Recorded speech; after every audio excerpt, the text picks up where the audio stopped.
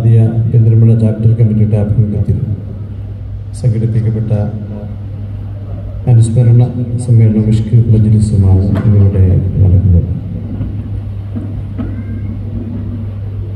മൺമറഞ്ഞുപോയ സാത്വികന്മാരായ, പ്രത്യേകിച്ച് ഭാരത ഇസ്ലാമിക് യൂണിവേഴ്സിറ്റിക്ക് വേണ്ടി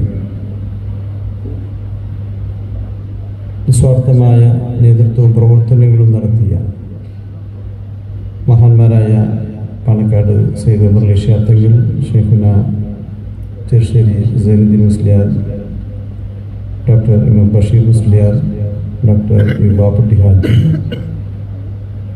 തുടങ്ങിയവരും, അതുപോലെ തന്നെ ജമാഅത്തിൻ്റെ ആശയാദർശങ്ങൾക്ക് വേണ്ടി കേരളത്തിലുടനീളം പടമെഴുതിയ ബഹുമാനപ്പെട്ട നാട്ടിക മുസ്ലിയാർ, അതുപോലെ തന്നെ സംസ്കാര രൂപത്തിലുമയ്ക്ക് വേണ്ടി പ്രവർത്തിച്ച ആനമങ്ങാട് അബ്ദുറഹ്മാൻ മുസ്ലിയാർ, കുഞ്ഞാണി മുസ്ലിയാർ, വിദിട്ട് മുസ്ലിയാർ തുടങ്ങിയ മഹാന്മാരായ സാത്വികന്മാരായ പണ്ഡിതന്മാരെയും നേതാക്കളെയും സാധാർത്ഥ്യങ്ങളെയും ഒക്കെ തന്നെ അനുസ്മരിക്കുന്ന ചടങ്ങ്.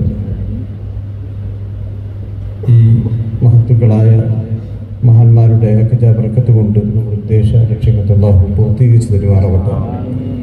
മഹാന്മാർക്ക് അല്ലാഹു മാഫിറത്തും മർഹമത്തും പ്രദാനം ചെയ്യട്ടെ. അവരുടെ ഖബറിടം അല്ലാഹു വിശാലമാക്കി കൊടുക്കട്ടെ, സ്വർഗത്തിൻ്റെ പൂന്തോപ്പാക്കി മാറ്റട്ടെ. അവരെ നമ്മയും അല്ലാഹു ജന്നാത്തുൽ ഫിർദൗസിൽ റസൂലുള്ളാഹി സ്വല്ലല്ലാഹു അലൈഹി വസല്ലം തങ്ങളോട് ഒരുമിച്ച് കൂടാൻ അല്ലാഹു തൗഫീഖ് പ്രദാനം ചെയ്യട്ടെ എന്ന് പ്രാർത്ഥിക്കുകയാണ്. വളരെ അനുഗ്രഹീതമായ സദസ്സ് കൂടിയാണ്. കാരണം സ്വസ്തികല ജമിത്തുലമ എന്ന മഹത്തായ ആദർശ പ്രസ്ഥാനത്തിന് വേണ്ടിയും സുന്നത്ത് ജമാഅത്തിന് വേണ്ടിയും അതുപോലെ തന്നെ ഭാരത ഇസ്ലാമിക് യൂണിവേഴ്സിറ്റിക്ക് വേണ്ടിയൊക്കെ തന്നെ നിസ്വാർത്ഥമായി പ്രയത്നിച്ച മുന്നിൽ നിന്ന് നേതൃത്വം നൽകിയ മഹത്തുക്കളെയാണ് അനുസ്മരിക്കുന്നത്. തൻ്റെ ജീവിതം മുഴുവൻ ജമാഅത്തിൻ്റെ വേണ്ടി നീക്കിവെച്ച മഹത്തുക്കളാണ് ഈ പറയപ്പെട്ട ഇന്ന് അനുസ്മരിക്കുന്ന മഹത്തുക്കളായ നേതാക്കന്മാരും പണ്ഡിതന്മാരും ഒക്കെ തന്നെ. അവർക്ക് തന്നെ കാണിച്ചു തന്ന മഹിതമായ പാതയിലൂടെയാണ് നാം സഞ്ചരിക്കേണ്ടത് എന്നുള്ള ആ യഥാർത്ഥ ബോധ്യം അത് പുതിയ തലമുറക്ക് മനസ്സിലാക്കി കൊടുക്കുക എന്നുള്ളതാണ് ഇങ്ങനെയുള്ള അനുസ്മരണങ്ങളിലൂടെ നാം ലക്ഷ്യമാക്കുന്നത്. കേരളീയ മുസ്ലിമത്തിന് അഭിമാനകരമായ അസ്തിത്വമുണ്ടാക്കുന്നത് ഉലമാക്കളുടെയും ഉമറാക്കളുടെയും നിസ്വാർത്ഥമായ പ്രവർത്തനങ്ങൾ നേതൃത്വവുമാണ് അതിന് കാരണമായി തീർന്നത് എന്നുള്ളത് ആർക്കും തർക്കമില്ലാത്ത ഒരു യാഥാർത്ഥ്യമാണ്. സ്വസ്തികര ജമിത്തുലമാനമായ ആദർശ പ്രസ്ഥാനത്തിന് വേണ്ടിയും അതുതന്നെ കേരളീയ മുസ്ലിം ഉമ്മത്തിന് രാഷ്ട്രീയമായി സാമൂഹ്യമായി ഒക്കെ തന്നെ ഉന്നതിയിലേക്ക് എത്തിക്കുന്നതിന് വേണ്ടിയൊക്കെ തന്നെ ഉമറാക്കളുടെയും ആ പ്രവർത്തനങ്ങളാണ് ഇതര സംസ്ഥാനങ്ങൾ വ്യത്യസ്തമായി കേരളീയ മുസ്ലിമത്തിന് മതമേഖലയിലും രാഷ്ട്രീയ മേഖലയിലും ഒക്കെ തന്നെ നമുക്ക് ഉന്നതിയിലെത്താൻ സാധിച്ചിട്ടുള്ളത്. കേരളത്തേക്കാൾ നിരവധി മുസ്ലിങ്ങൾ താമസിക്കുന്ന ഉത്തരേന്ത്യൻ സംസ്ഥാനങ്ങളിൽ കേരളത്തിന് പുറത്തൊക്കെ നാം പോകുമ്പോഴാണ് അതിൻ്റെ യാഥാർത്ഥ്യത്തെക്കുറിച്ച് നാം തിരിച്ചറിയാൻ കഴിയും. അവിടെയൊക്കെ തന്നെ ധാരാളം മുസ്ലിങ്ങൾ താമസിക്കുന്ന പ്രദേശങ്ങളുണ്ട്. പക്ഷേ കേരളത്തെ പോലെ പക്വമായ നേതൃത്വം മതരംഗത്താണെങ്കിലും രാഷ്ട്രീയ രംഗത്തായാലും അവിടെ ഇല്ലാത്തതുകൊണ്ട് തന്നെ അവിടെ മുസ്ലിം സമൂഹത്തിന് മതപരമായും രാഷ്ട്രീയപരമായും ഉന്നതിയിലേക്ക് എത്താൻ സാധിച്ചിട്ടില്ല എന്നുള്ളത് യാഥാർത്ഥ്യം. അതുകൊണ്ട് തന്നെയാണ് ഇന്നും അവർ പിന്നോക്കാവസ്ഥയിൽ നിലനിൽക്കുന്നത്. എന്നാൽ അതിന് ഒരു മാറ്റം ഉണ്ടാവണമെന്ന ലക്ഷ്യമായിരുന്നു ഭാരത ഇസ്ലാമിക് യൂണിവേഴ്സിറ്റി സ്ഥാപിക്കുന്നതിന് വേണ്ടി ബഹുമാനപ്പെട്ട ഇമാം ബഷീർ മുസ്ലിയാരുടെയും ബാപ്പുട്ടി ഹാജിയുടെയും സയ്യിദ് അബ്ദുറസ് മുസ്ലിയാരുടെയും ഒക്കെ തന്നെ ചിന്തകളിലൂടെ ഉടലെടുത്തത് എന്നുള്ളത് നാം മനസ്സിലാക്കിയിട്ടില്ല. യഥാർത്ഥം അവർ വർഷങ്ങളായി ദീർഘദൃഷ്ടിയോടുകൂടി ചിന്തിക്കുകയും പ്രവർത്തിക്കുകയും ചെയ്തു.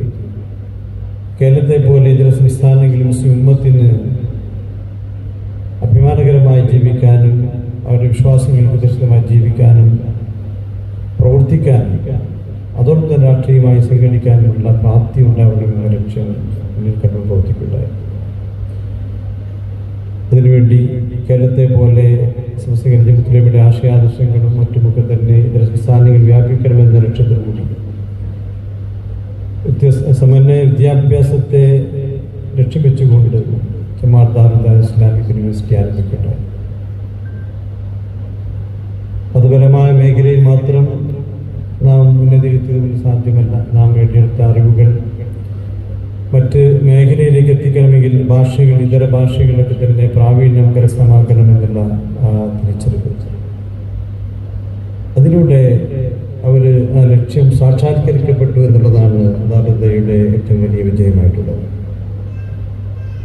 കേരളത്തിന് പുറത്ത് ഇന്ന് നിരവധി വിദ്യാഭ്യാസ സമുച്ചയങ്ങൾ നമുക്കവിടെ പടുത്തുയർത്താനും അവിടെയുള്ള മുസ്ലിം സമൂഹത്തിന് കേരളത്തെ പോലെ മദ്രസ സംവിധാനങ്ങൾ അവിടെ ഏർപ്പെടുത്താൻ സാധിച്ചത് ദാറുൽഹുദ ലക്ഷ്യം വെച്ച ആ തിരിച്ചറിവിൻ്റെ ആ മൺമറിഞ്ഞുമായ സാത്വികന്മാരായ പണ്ഡിതന്മാരുടെ നേതാക്കളുടെ ആ ദീർഘദൃഷ്ടി തന്നെയാണ്.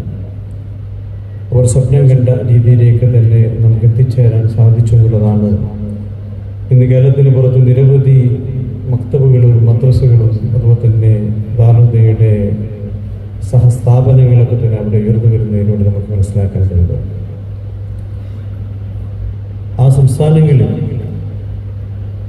അവിടെയുള്ള വിദ്യാർത്ഥികൾക്ക് നമുക്കറിയാം 10-12 വയസ്സായ വിദ്യാർത്ഥികളാണ് പലപ്പോഴും 1-ാം ക്ലാസ്സിലേക്ക് പഠിക്കാൻ വരുന്നത്. കാരണം അവർക്ക് ചെറുപ്പത്തിൽ പഠിക്കാനുള്ള അവസരം മതപരമായ വിദ്യാഭ്യാസം കരസ്ഥമാക്കാനുള്ള സാഹചര്യം ഇല്ലാതെ പോയി എന്നുള്ളതാണ്. ആ മേഖലയിൽ വിശുദ്ധ ഖുർആൻ മനഃപ്പാഠമാക്കാനുള്ള കേന്ദ്രങ്ങളുണ്ടാകും. പള്ളികൾ കേന്ദ്രീകരിച്ച് അതിൻ്റെ ചാരത്തായിക്കൊണ്ട് ചെറിയ മക്തബുകൾ സ്ഥാപിച്ച് അവിടെ വരുന്ന വിദ്യാർത്ഥികൾക്ക് വിശുദ്ധ ഖുർആൻ മനഃപ്പാഠമാക്കാനുള്ള സംവിധാനം.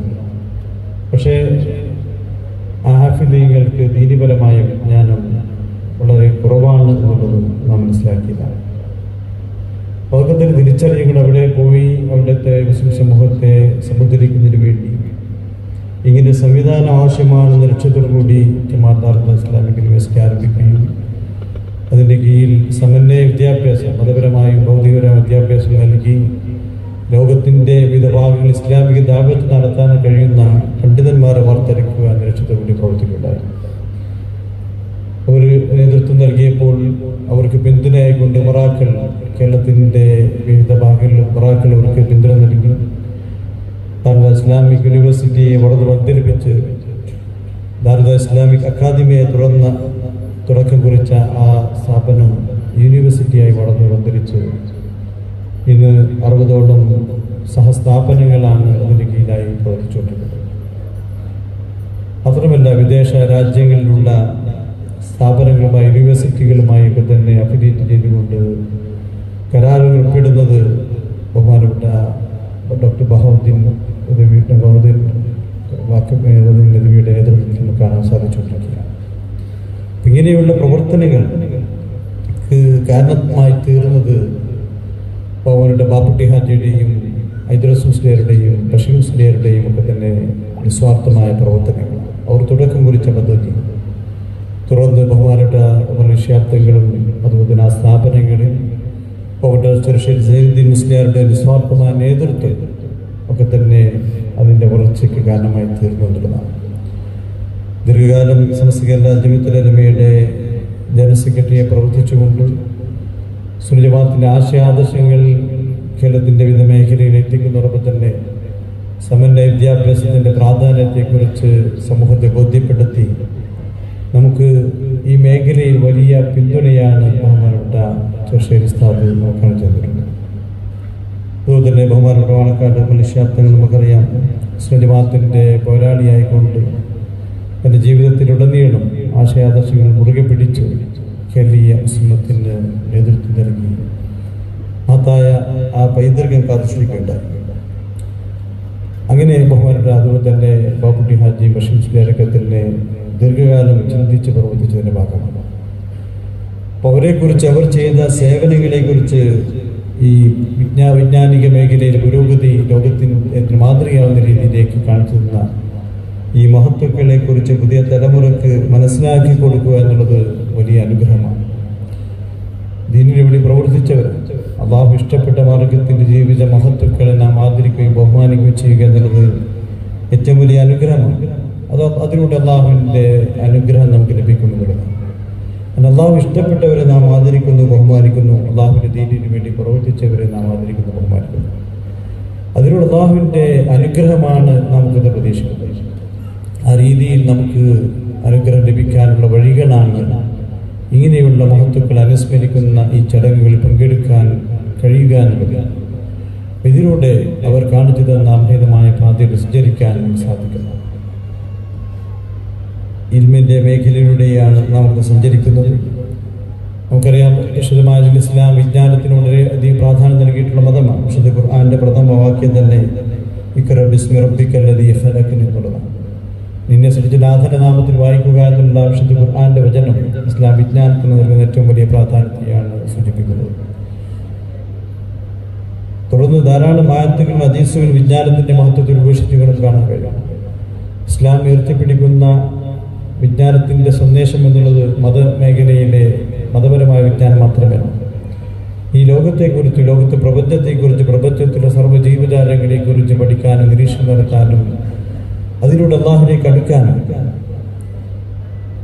ഒട്ടകത്തെ എങ്ങനെ സൃഷ്ടിക്കപ്പെട്ടു, ആകാശത്തെ എങ്ങനെ ഉയർത്തപ്പെട്ടു, ഭൂമി എങ്ങനെ വിശാലമാക്കപ്പെട്ടു, പർവ്വതത്തെ എങ്ങനെ നാട്ടപ്പെട്ടെന്ന് ചോദിച്ചുകൊണ്ട് അതിനെക്കുറിച്ച് ചിന്തിക്കാനും പ്രവർത്തിക്കാനും പരീക്ഷ നടത്താനും അതിലൂടെ അള്ളാഹുവിൻ്റെ ദൃഷ്ടാന്തങ്ങളെ കുറിച്ച് ചിന്തിക്കാനും അള്ളാഹുവിലേക്ക് അടുക്കാനും ഈ ലോകം സൃഷ്ടിച്ച അള്ളാഹുവിനെ കുറിച്ച് തിരിച്ചറിവുണ്ടാകാനും ആ രീതിയിൽ ഈ വിജ്ഞാനത്തിൻ്റെ വലിയ വെളിച്ചമാണ് വിശുദ്ധ ഖുർആനിൽ ഉദാഹരണങ്ങൾ നൽകിയിട്ടുള്ളത്. ആ വെളിച്ചം സമൂഹത്തിലേക്ക് എത്തിക്കുക എന്നുള്ള ദൗത്യമാണ് ദാറുൽ ഇസ്ലാമിക് യൂണിവേഴ്സിറ്റി നിർവഹിച്ചുകൊണ്ടിരിക്കുന്നത്. അത് നേതൃത്വം നൽകിയവരാണ് നേരത്തെ ഇവിടെ പ്രതിപാദിക്കപ്പെട്ട മൺമറിഞ്ഞുപോയ സാത്വികന്മാരായ പണ്ഡിതന്മാരും ഉമറാക്കളും സാദാത്യങ്ങളും ഒക്കെ തന്നെ. അവർ കാണിച്ചു തന്ന മഹിതമായ പാതയിലൂടെ തുടർന്ന് സഞ്ചരിക്കാനും സാധിക്കണം. അതിനുവേണ്ടി പ്രവർത്തിക്കുന്ന നമ്മുടെ സ്ഥാപനങ്ങൾക്ക്, ദാറുദയുടെ സ്ഥാപനങ്ങൾക്കും ആദിയുടെ പ്രവർത്തനങ്ങൾക്കും അകമഴിഞ്ഞ പിന്തുണയും പ്രാർത്ഥനയും സഹായ സഹകരണം നൽകുക എന്നുള്ളതാണ് നമ്മുടെ ഏറ്റവും വലിയ ലക്ഷ്യമായിട്ടുള്ളത്. കേരളത്തിന് പുറത്ത് അവിടെ നിരവധി മക്തബുകൾ അവിടെ പ്രവർത്തിച്ചുകൊണ്ടിരിക്കുന്നുണ്ട്. ആ മക്തബുകളിലും സൗജന്യമായിട്ടാണ് അവിടെ പുസ്തക വിതരണം നൽകുന്നു. അതുപോലെ തന്നെ അവിടെ ദീൻ പഠിപ്പിക്കാൻ വേണ്ടി സഹായങ്ങൾ നൽകുന്നു. അതിനൊക്കെ തന്നെ ഹാദിയയുടെ ഭാഗമായിക്കൊണ്ട് നിരവധി സഹായങ്ങളാണ് അവിടെ നൽകിക്കൊണ്ടിരിക്കുന്നത്. അവിടെ പഠിപ്പിക്കുന്ന താല്യങ്ങൾക്ക് ഉള്ള ശമ്പളം, അതുപോലെ മറ്റു കാര്യങ്ങളൊക്കെ നിർവഹിച്ചുകൊണ്ടിരിക്കുന്നു. അപ്പം ഇങ്ങനെയുള്ള കാര്യങ്ങൾക്ക് വേണ്ടി പ്രവർത്തിക്കുന്ന ഹാദിയയുടെ പ്രവർത്തനങ്ങൾ നാം ഏറ്റെടുക്കാനും അതിനുവേണ്ടി സഹകരിക്കുകയും ചെയ്യുക എന്നുള്ളതാണ് ഏറ്റവും വലിയ അനുഗ്രഹമായിട്ടുള്ളത്. ഇൽമിൻ്റെ മേഖലയിൽ നമുക്ക് ചെയ്യാൻ കഴിയുന്ന ഏറ്റവും വലിയ അനുഗ്രഹമാണ് ഇത്തരത്തിലുള്ള മേഖലയിൽ വേണ്ടി നമുക്ക് നൽകാൻ കഴിയുന്ന സഹായ സഹകരണങ്ങൾ. അതുകൊണ്ട് ഇത്തരം പ്രവർത്തനങ്ങൾക്ക് വേണ്ടി സഹായിക്കും സഹകരിക്കുകയും ചെയ്യണം. അള്ളാഹു അനുഗ്രഹിക്കുമാറാവട്ടെ. ഞാൻ കൂടുതൽ ദീർഘിപ്പിക്കുന്നില്ല.